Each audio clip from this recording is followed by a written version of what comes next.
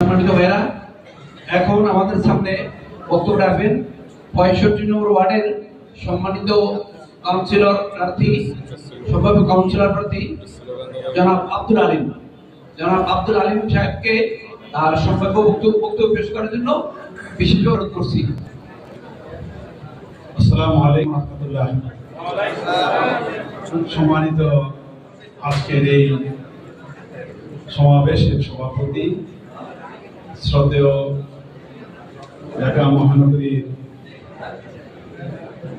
মজলিস শুরার সদস্য সম্মানিত আমার শ্রদ্ধেয় জনাব আব্দুল সবুর ভাই, যাত্রাবাড়ি পূর্ব থানার সম্মানিত আমির, নায়েবে আমির এবং কেন্দ্রীয় নেতৃবৃন্দ, আমার সামনে সমবেত ইসলাম প্রিয় দিন ভাইরা, আসসালামু আলাইকুম রহমতুল্লাহ।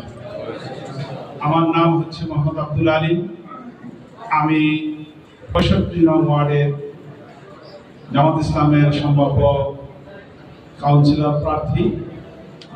আমি এই 65 নং ওয়ার্ডের ব্যাপারে আপনাদের কাছে সহযোগিতা চাই।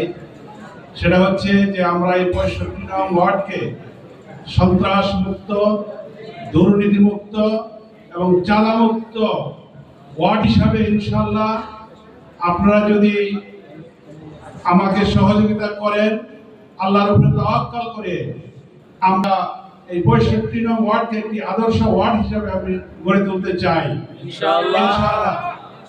আপনাদের সবার দোয়া এবং সহযোগিতা কামনা করে আমি আমার কথা শেষ করছি। আসসালামু আলাইকুম রহমতুল্লাহি ওয়া বারাকাতুহু।